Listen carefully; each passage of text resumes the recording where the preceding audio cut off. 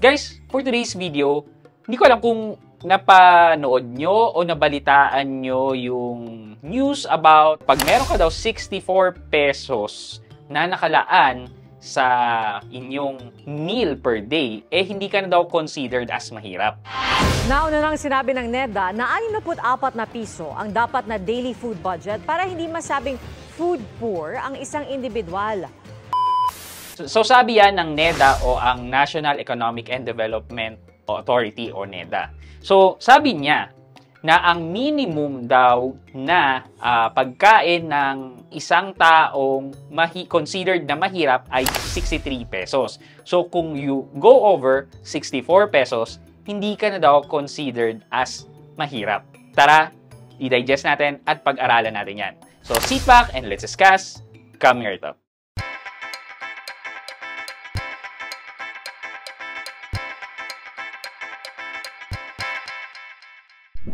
Hi guys, this is Pat and you're in Pat Quintos Review TV.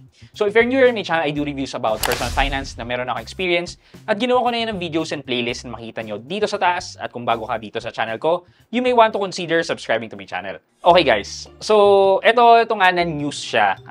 Katulad na lang na ito, kuha tayo ng isang article, siguro ito na lang, ay Rappler. Sabi niya, NEDA clarifies 21 peso food threshold not to meant as budget for decent living standard. Okay.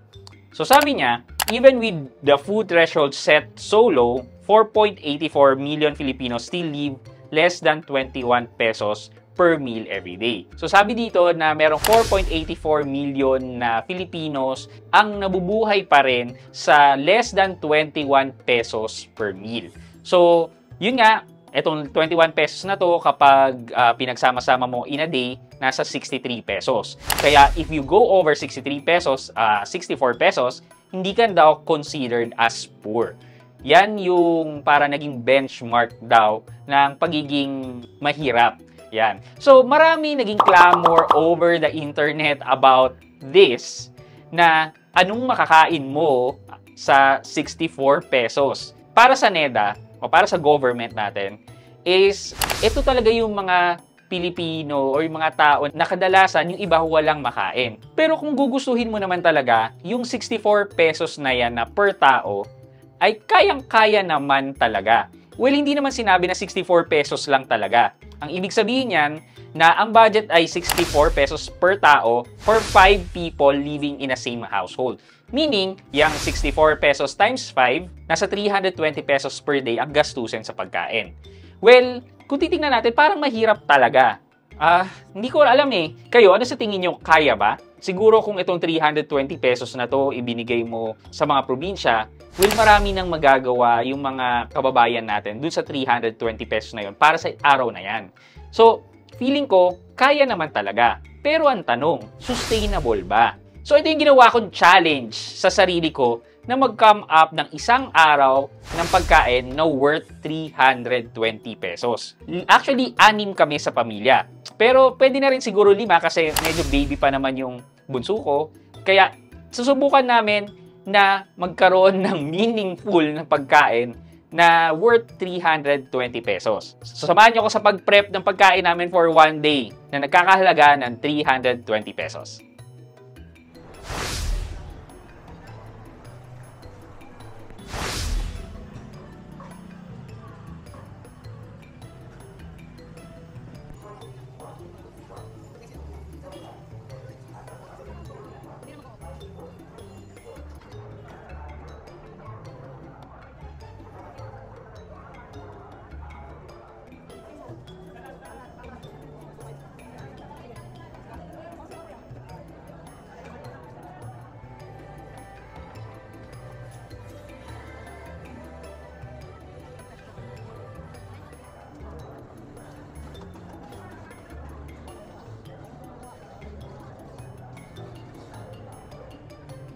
Ito yung nabili namin sa palengke para dun sa challenge natin na 64 pesos each per person with 5 people sa isang household. So, roughly around 320 pesos yung budget natin for one day. So ito yung breakfast namin. So bumili kami ng twin pack na Great Taste White na worth 12 pesos. Itlog na worth 40 pesos and kamatis na worth 7 pesos. So ang balak namin dito is ang breakfast is rice with omelette na may kamatis. Hindi pa kasama dito yung bigas, pero ang total nito ay 59 pesos. Ito naman yung pagkain namin for lunch. So ito ay 80 pesos. Ito ay dalagang bukid, mantika na worth 20 pesos and toge na worth 20 pesos. So nagkakahalaga ito 120 pesos.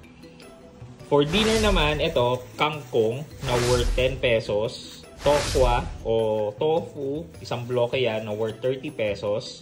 Pechay na worth 20 pesos. And ito, nor pork cubes na worth 7 pesos. Ito naman ay nagkakahalaga ng 67 pesos. Okay. So ito naman yung bigas natin na nabili namin na 1.5 kilo na worth 48 pesos. Na nagkakahalaga ito ng 72 pesos. So ito ay nagkakahalaga ng 318 pesos. Ngayon, wala pa dito yung mga pampalasa natin tulad ng asin at toyo. Hindi ko alam kung sakto na ba yung 2 piso para sa asin at toyo natin. Pero siguro yung 2 piso na yon everyday pag naipon mo, makakabili ka naman ng isang plastic, isang sachet ng toyo para sa pampalasa. Breakfast na natira galing sa ating pinamalengke. So ang pagkain po namin ay itlog na may kamatis. Yan. Tapos again, same serving ng rice na talagang tig 1 cup lang. Ayan.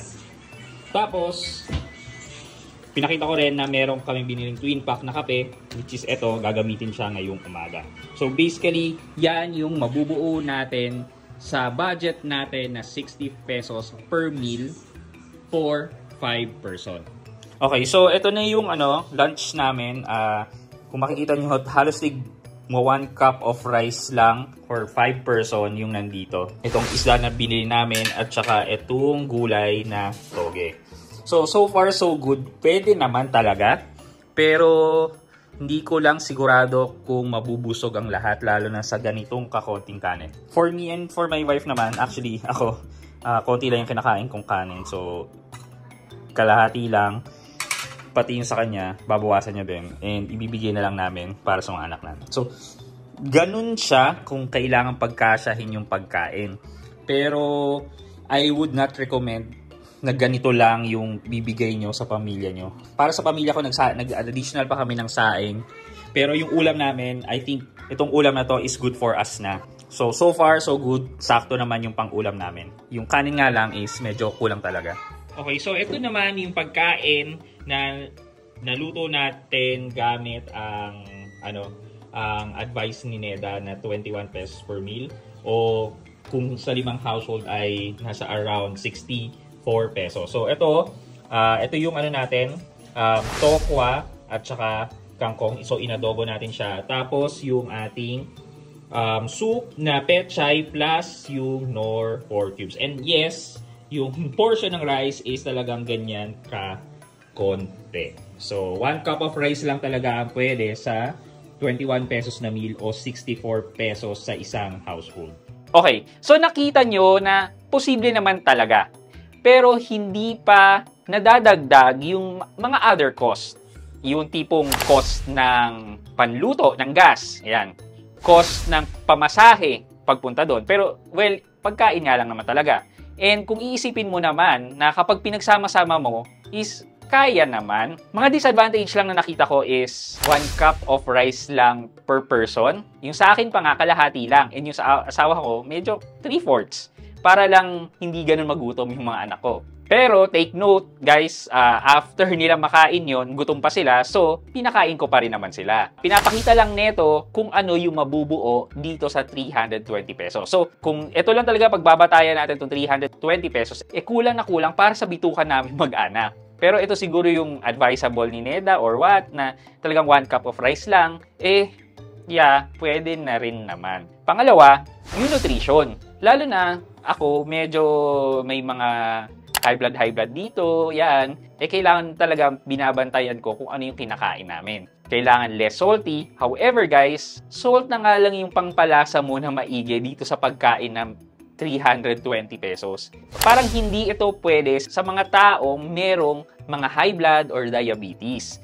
So, kapag meron ka niyan, well, good luck naman talaga sa inyo. So, nutrition-wise, kung nakaya, pwede naman, pero parang limited option lang yung magagawa mo.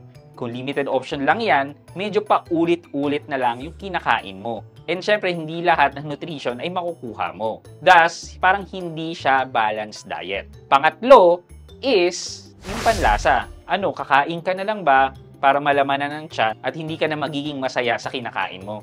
Well, kung ganun ang gustong ipahiwatig ng ating government, ng NEDA, wala tayong magagawa. Ganun na nga.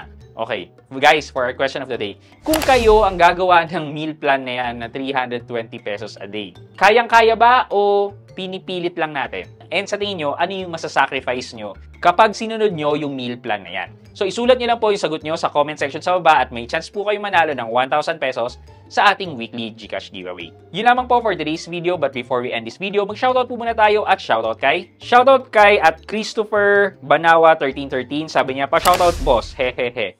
At Christopher Banawa 1313, shoutout po sa inyo at maraming salamat sa panonood at pagsuporta ng aking mga videos. Thank you so much. I hope you can like this video, leave a thumbs up, and if not, wala naman problema dyan, but continue to support me by subscribing to my channel by clicking the subscribe button and also the bell button sa tabi ng subscribe para makareceive kayo ng latest notification sa lahat ng upload ko. Again guys, this is Pat Quinto and you're in Pat Quinto's Review TV. Bye-bye!